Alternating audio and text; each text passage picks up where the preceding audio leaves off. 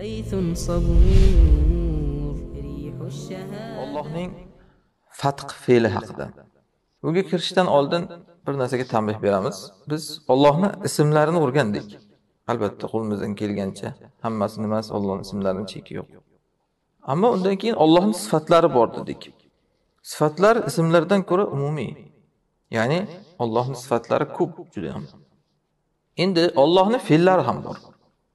Allohning fe'llari sifatlaridan-da umumiyroq.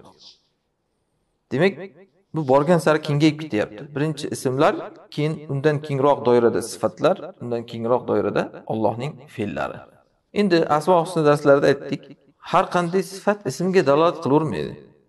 Ammo har qanday ism o'z ichiga sifatni oladi. Ana shunga o'xshash har qanday fe'li Alloh taoloning. Bu Allohning sifati bo'lavermaydi. Fe'l degani o'zi bir zamonda qilinadigan ish degani. Sifat bo'lsa, u bir narsada doim turadigan xislat ya'ni. Allohdagi o'zini azaliy abadiy Allohning sifatlari deyiladi. Shuning uchun aytmoqchimanki, hozir biz sifat deb ketyapmiz. Bu uni ostida biz Allohning fe'llarini ham sharhlab ketyapmiz. Hamma fe'llari ham sifat deyilmaydi. Va asmo husnida ko'p ulamolar masalan ism, sifat bir-biriga aralashtirib o'rgan-ku, sifatlarni ism deb ketishgan. Ana shunga o'xshab bu masalada ham ko'p Allohning fe'llarini sifat deb va ba'zan ism deb ham ketgan ulamolar bo'ladi. Jumladan hozir mana aytganimiz fatq. Qur'onda Allohning fe'li tarzida keldi bu. Hozir o'qigan Anbiyo surasining 30-oyatida fafataqnahuma osmon bilan yerni yorib yubordik deb keldi. Allohning demak shunaqangi fe'li osmon bilan yerni yorib yuborganligi. Endi bu Allohning yorish sifati deyilmaydi. U sifat emas, bu fe'l bu Alloh taolo.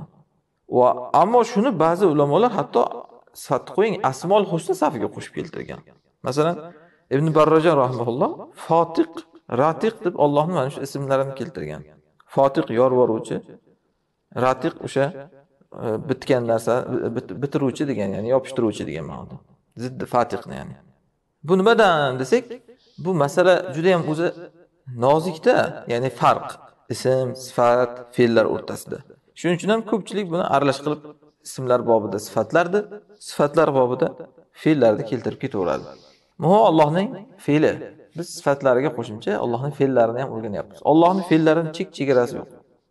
Ammo biz o'sha Qur'onda, sunnatda kelgani, bizga tanishtirilganlarini o'rganyapmiz. Endi hozir aytgan oyatimizda Alloh aytayaptiki, axir bu kofir bo'lgan kishilar ko'rmaydimi deyapti. Samovatlar va yer kanata ratqan, ular bir butun edi. Rataq degani yopiq, yopishgan narsa degani. Alloh aytayaptiki, samovatlar bilan yer bir butun yopiq narsa edi deyapti. Keyin nima qildik? Fafataqnahuma, biz u ikkisini yorib yubordik bir-biridan ajratib. Va har bir tirik jonni suvdan qildik. Endi ham ular iymon keltirmaydilarmi deyapti. Mana osmonga bulutlarni qarasangiz, bulutlarda ba'zi joylari ochilib qolgan bo'ladi-ku, ana shu joyni arab tilida fataq deyiladi. Yopishgan narsaning o'rtasidan ochilib ketgan qismi ya'ni. Endi bu oyat aslida bir ilmiy mo'jiza. Bugun kofirlar, jumladan mana Albert Einstein isbotlagan bir nazariya bor, Big Bang, ya'ni katta portlash, koinotning boshlanishligi. Bu olam o'zi boshlanishligi, zamon va makonni ya'ni. Ana shu aytadiki, bu olam boshlanishidan oldin chegarasi yo'q darajada zich bir jism bo'lgan. Juda yuqori haroratlik, juda zich. Uni tasavvur qilib bo'lmaydigan darajadagi zich jism bo'lgan deydi. Ana shu joyga yetib boring. Bu oyatda aytilgan rataq degan narsani aynan o'zini aytayapti ular. Yopiq dediku. Keyin bular aytadiki, shu fiziklar, ya'ni astrofiziklar, keyin o'sha Big Bang katta portlash sodir bo'lib, koinot yorilib, sovushdi va kengayishni boshlagan.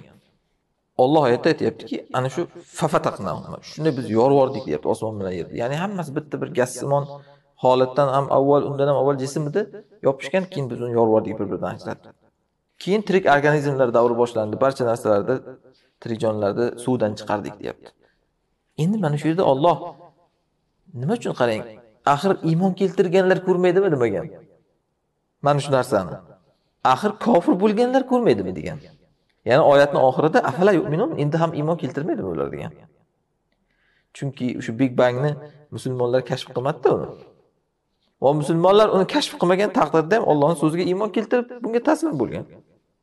Ammo bu narsani kofirlar o'zi tadqiqotlar, tajribalar koinotni ko'rish bilan, ya'ni koinotdan kelayotgan to'lqinlarni tahlil qilib, uzoq yillik tajribalar bilan ular ko'rdi mana shu narsani. Moziyga nazar soldi ular. Siz aytishingiz mumkin, inson bilamizki, koinotlar paydo bo'lgandan keyin yaratilgan. Nimaga Alloh oyatda kofirlarga ko'rmaysizlarmi degan? Qanday ko'radi uni boshlanishini? Masalan, siz o'zingizning onangizning qonidan tug'ilishini ko'rganmisiz? Yo'q. Endi bir odam sizga aytsa-ki, ko'rmaysanmi qanday tug'ilgansan? Siz qanday ko'raman deysiz, to'g'rimi? Nimaga Alloh shu kofirlarga shunaqa degan? Ko'rmaysanmi osmonlar va yer qanday yaratilgan?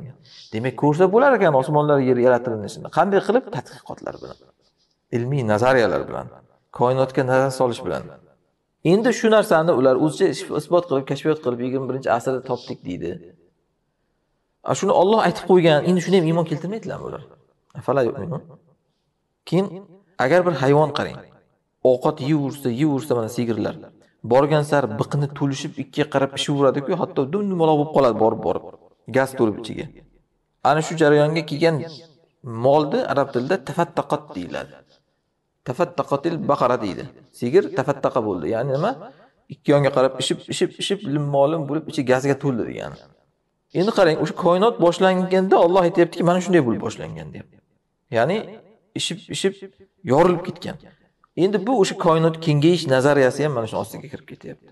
Bunga Musi, Vasiya ismlarini sharhida ham to'xtaldik. Ya'ni osmonlarni, samavotlarni biz yaratdik dedi Alloh. Va biz uni kengaytiruvchidirmiz. Va innala musiyon.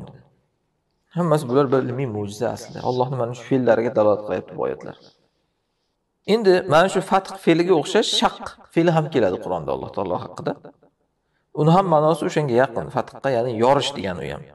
Faqat bu og'ir jismlarda bo'ladi. Masalan, fatq gassimon narsalarda, boshqada ishlatilsa, bu yerda shaq jismlarda.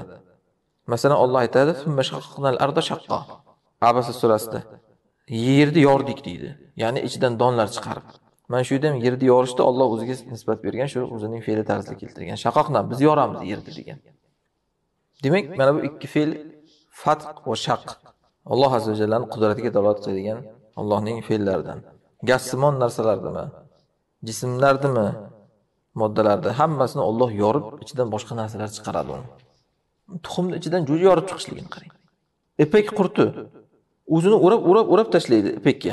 Tuxumdek qilib. Uni ichidan keyin kapalak yorib chiqishini qarang. Kapalak ushlasangiz kukunga aylanib ketadigan bir maxluq, lekin shuni qutining ichidan yorib chiqadi. Unga koinotda qarasangiz, misollar ko'p. Mana shu shaq fe'llarini Alloh azza va jalla yaratib beradi. Hatto toshlarni yoradi Alloh. Va inna minal hijarati lama yatafajjaru minha al-anhar va inna minha lama yashaqqaqu fayakhruju minhu al-ma. Toshlardan hattoki u anhor yorilib chiqadigani bor undan va hatto u toshlarning ichidan yorilib ichidan suv chiqadigani bor deydi. Yani hatto dengiz yorib berdi. Hamma narsada Alloh bu yorib berishlik misolini ko'rsatgan demak.